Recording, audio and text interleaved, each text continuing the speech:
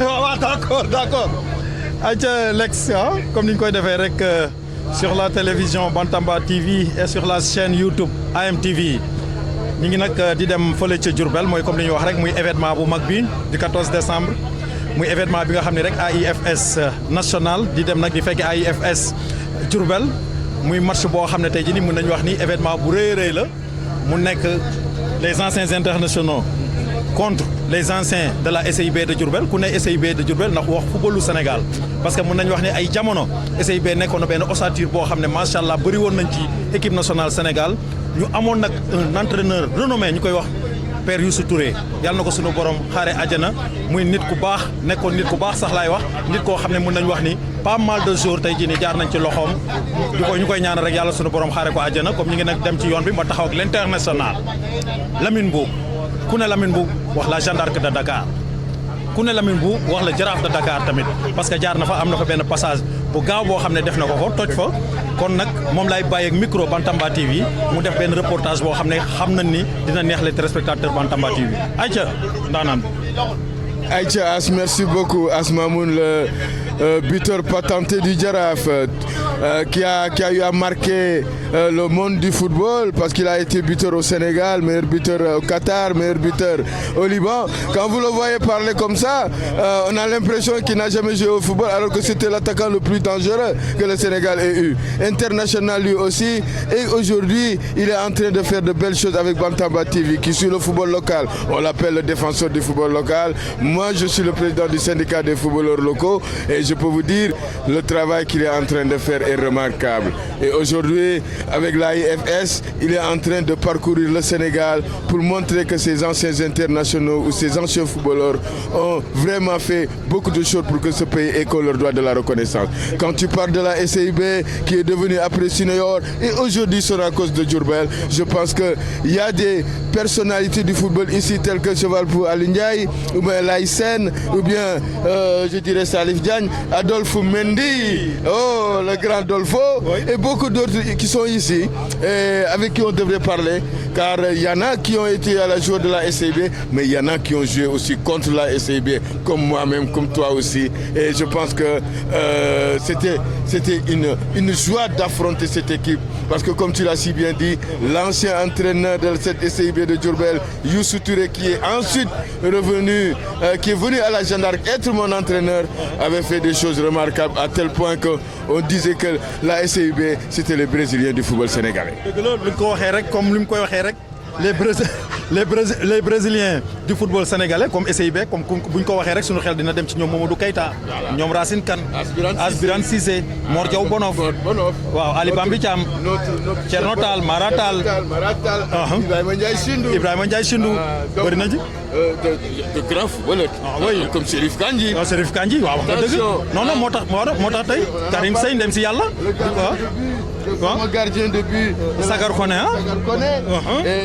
et je me rappelle cette belle frappe de Moussa Ndaw repoussée par Sagar Koné et que le tout petit Thomas Diatta qui vient donner le trophée de la Coupe du Sénégal à la Jeanne d'Arc de Dakar. waaw muy loolu rek waaw Lex comme ni ñu koy waxee rek xam naa dañuy def rek benn kii rek benn reportage bu ndaw rek benn bu 5 minutes 10 minutes rek ak l'international Lamine Mboup ayca ñu dem bokk parce que am na ci ay joueurs yoo xam ne ñi ngi fi te def naa ñu marqué nañ seen empreinte fële ci SIB de Diourbel. dañuy jëkk daw Lex dañuy jëkk daw seeti Salif Diagne Salif Diagne mooy celui qui a le premier amené le trophée de la Coupe d'Afrique des clubs champions avec le Raja de Casablanca ayca ñu dem seeti ko moom mu wax ñu parce que il a marqué la SIB.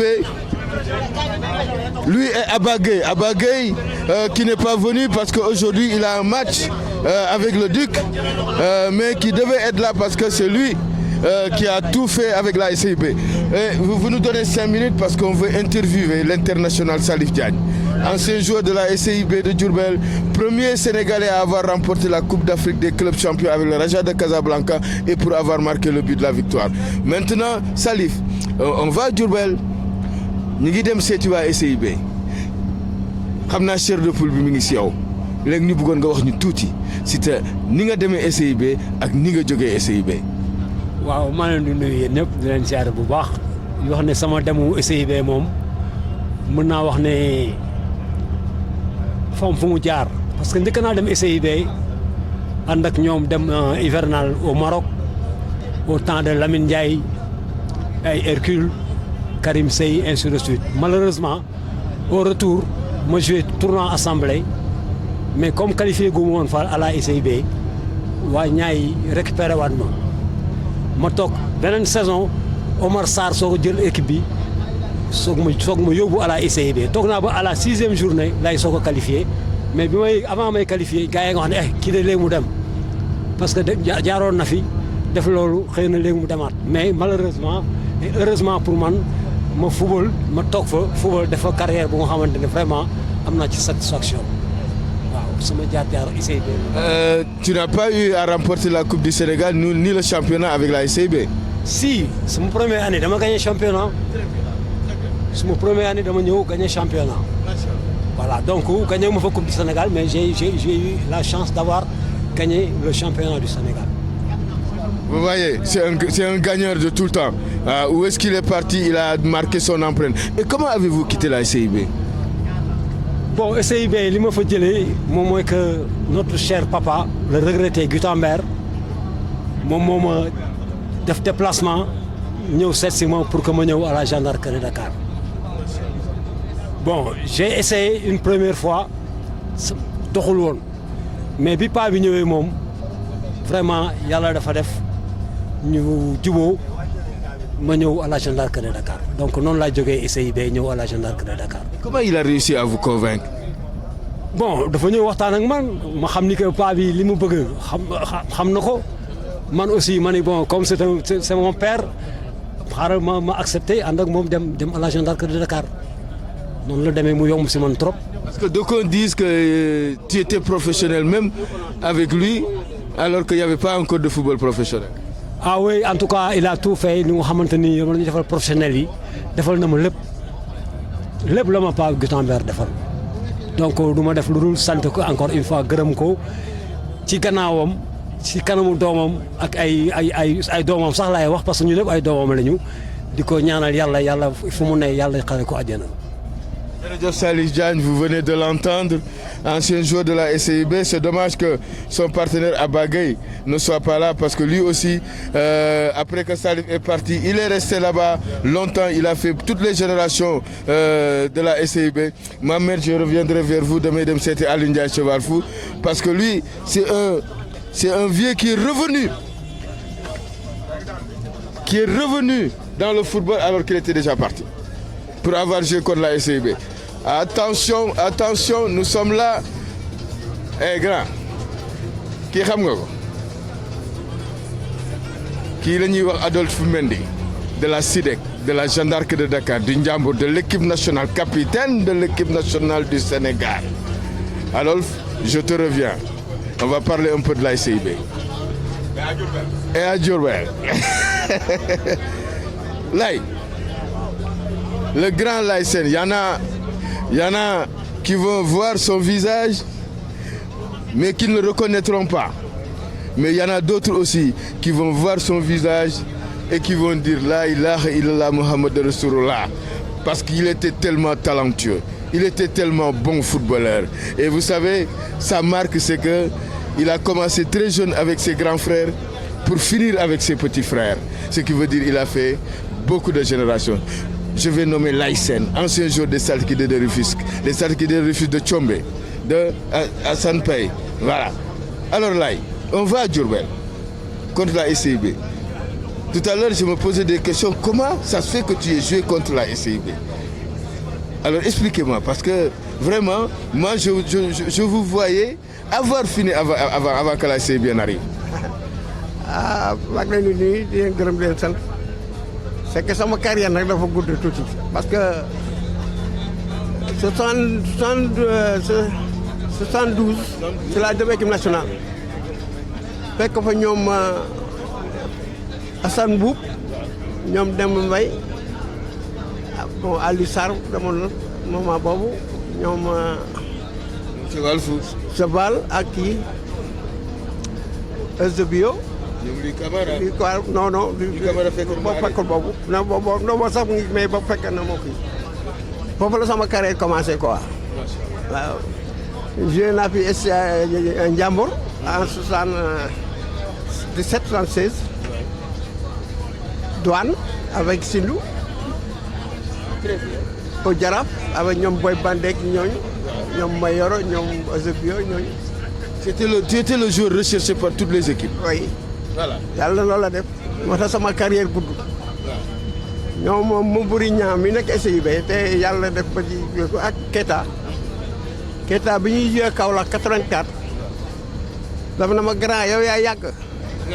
bi ngeen di joué stade bi 75 booba maa ngi ramassé bal ñu bokk équipe nationale 84. kon Sénégal la woon coupe amical Cabral. waaw joué naa SIB waaw parce que man maa joué génération yëpp presque daal lu bari. si yéen ñëpp. man kañ dama jaaxle parce que quand tu me dis que ni sunu match coupe du Sénégal boobu joué nga mooy bi ngeen ñuy éliminé série de pénalty te may dugal benn pénalty wu Jeanne d'Arc. ki ma doon capitaine Vieux Sow. man maa leen ne. 2-0 am nañu ko jeexal nañu. bu mu tax ñu bàyyi. dëgg la waaw. ñi ñu amee deux mën nañu am deuxième mi-temps. moo tax it bi ngeen dellu si dafa ni. loolu la. waaw macha allah macha allah. moo tax jooy naa ñoom Karim Seye. yooyu bokk naa ñu équipe nationale. ñoom Mabouri Keita Bonof ak ñoom ñëpp jooy nañu équipe nationale waaw. ak 84 ci la bàyyi quoi.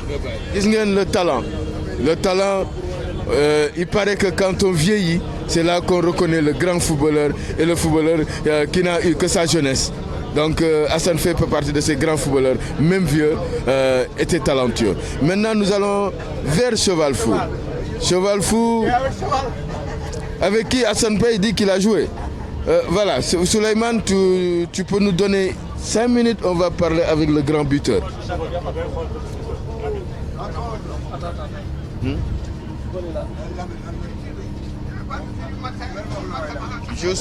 Je suis avec Alioune Ndiaye, le grand buteur de la Jeanne d'Arc de Dakar. Il a gagné la Coupe du Sénégal, il a gagné le championnat du Sénégal, il a fait le doublé Coupe championnat du Sénégal. Et aujourd'hui, ancien international, je dirais international, accompagne ses petits, ses enfants, ses petits frères vers Diourbel. Et Diourbel, c'est pour une fête de la grande équipe de la SIB. Vous avez eu à côtoyer l'un des meilleurs coachs du Sénégal, Youssou Touré. J'aimerais bien, Cheval, que vous nous dites, cette équipe de la SIB, qu'est-ce qui vous a marqué là-dessus? Oui, c'est Fils Lamine. SIB, peut-être, faire comme tu le aussi. Wow. Mais aussi, quelques joueurs, surtout l'entraîneur, c'est Inti. Voilà, Inti, parce qu'on habitait ensemble dans la même rue, presque dans une même maison, venu à Dakar. Voilà, j'avais l'habitude de le voir avec un gars, un certain bar de venant. Wow. Aussi, il est décédé aussi. Wow.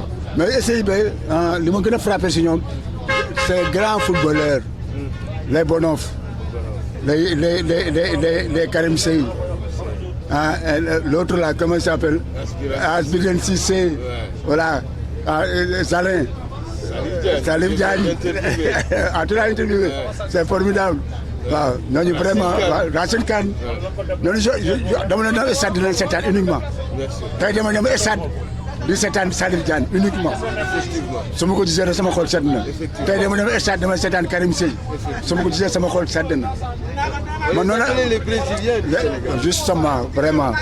Tout à l'heure, il y a une époque, une finale là, du Coupe du Sénégal contre la Jeanne d'Arc.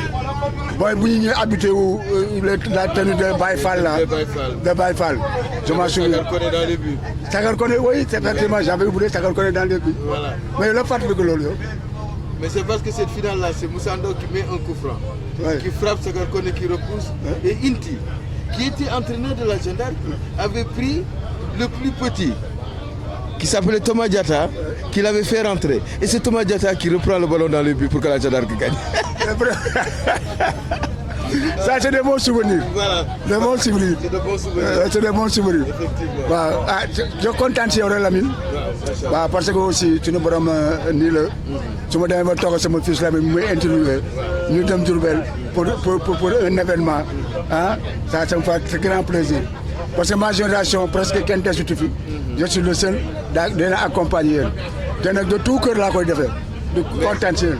mais est-ce que dina amati attaque bu ñuy wax Alioune Ndiaye Alpha Touré Mamadou Diop Sega Sakho attaque boobu est-ce que Jeanne d'Arc dina ko amati dans la vie. ah non kooku xam nga yow c'est des générations qui passent te ces générations-là ne se renouvellent jamais pas du tout. Tu ne peux pas comprendre un jour comme un Pelé ak son antécédent do Nascimento jour boo xam dafa mel ni Diego Maradona ngay Michel ñooñu mëntuñu dellu si. c'est des générations comme c'est fini. waaw moo tax jour yi nga gis actuellement tu l'as dit tout sur la Pelé au regroupement. ñu ne devant stade Demba Diop. nga ni football bi léegi da ngay waaru. waaw parce que des fois quand on va Lamine Boub teg un coup franc. de 20-30 mètres. ñu toog di seetaan Lamine Boub. moi j'étais présent. dama doon seetaan. yaakaar fi ñu am coup franc. 20-25 mètres 30 mètres day bii. boo ko tegee reculer. damay taxaw ne bii la avant ngay dóor. waaw damay toog di jubilé avant ngay dóor bal. macha allah saa su ma ko raxoon léegi doo ko xam. effectivement comme tant d'autres supporters. ñu doon seetaan. dañu doon seetaan. est-ce que yaa ngi ko gis si état bi léegi est-ce que yaa ngi ko gis si booy yi. non amul mais c'est que yéen aussi. waaw. mën naa wax ni si le football sénégalais a grandi. oui. beaucoup parlent. de demi-finale de Coupe d'Afrique mais Jeanne d'Arc boobu dafa dem demi-finale Coupe d'Afrique des clubs champions. Jeanne d'Arc boobu dafa dem demi-finale coupe des vainqueurs de coupe alors que fi mu nekk nii fii équipe yi mënatuñu dem sax poule. te boobu temps élimination directe la dóor nga toog tey nga am 4 kii te mënoo dem ba qualifié kon nag nañu respecté ñi nga xam ne ñoo tax football am. c'est vrai daa suñu temps ñu aussi noonu loon parce qu'on avait de très grands dirigeants là de très grands dirigeants.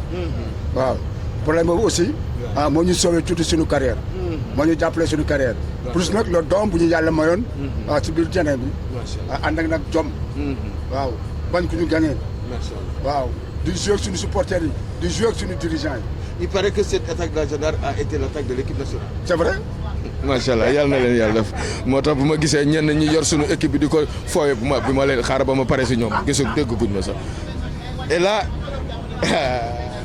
laa nag ndaanaan kulli fidri na ngi ndaanaan kulli fidri na ngi ni kii la ñuy wax Ibrahima Ndiaye Chindo est-ce que xam nga lu mu commencé attaquant kii ñoo bokk baobab nawetaan il était attaquant mën a dugal but mais xam nga yàlla ku si nekk di nga bëgg lii fekk lee moo gën ci yow te gëm naa ni bi mu demee xëy na bu nekkoon attaquant du mës a dugg équipe nationale du mës a jouer nekk un grand footballeur mais le fait que mu reculer nekk libéro nekk stoppeur lui a donné des galons qu'il a su est-ce que contenir parce que amul Sénégal fooy dox boo ne Ibrahima Ndiaye Chindo duñu la le grand défenseur de la SIB défenseur de la Jeanne d'Arc de Dakar défenseur du Jaraaf waaye xam nga lan moo ma jaaxal yow ñaata année nga def Jaraaf. 2 ans. ñaata année nga def SIB. 2 ans aussi. ñaata année nga def Jeanne d'Arc. Une année. Benn année laa joué après arrêté. benn année nga joué Jeanne d'Arc. Après arrêté waay. après nga arrêté waaye Ibrahima ñu ngi dem man am na match boo xam ne xaw naa leen may. ndax ñaar laa taal ñu dóor leen foofu àjjo. waaw xam ndax yaa ngi koy fàtte. léegi nag c'était le défenseur. il a joué ce match là-bas. man la Thomas Diatta. Béthio Sam yaa ngi fàtte. ah si je me souviens waaw. waaw ndeysaan dem si yàlla. yaa ngi fàttaliku. maa ngi koy fàttaliku bu baax a baax. mais man li ma gën a marqué mooy l'équipe nationale. on va à la SIB on va pas de la SIB mais la façon dont il s'est imposé en équipe nationale moo ma jaaxal parce que non dafa fekkoon ay grands défenseurs li may wax ni ay grands défenseurs dafa fekkoon mais dafa ñëw jël seen place moo tax nag respect à toi Ibrahima mais parlons un peu de la SIB. waaw Lamine maa lay gërëm di la sant ci interview bi déjà man booy waxu SIB rek damay sawar ci wax ci parce que dafa nekk la boo xam ne déjà étant petit la SIB dafa mus a marqué à chaque fois bu ñu leen programmé woon Demba Diop il faut que ma seetaani leen parce que dama doon wax ni ñii li ñu fubal gisuma benn équipe bu koy fubal fii Sénégal. C'était Inti qui était là. Ouais, c'était du temps de Karim Sey, Félix Gomis, Mabourignan, Sagar Koné. Donc je me souviens de ces jours-là.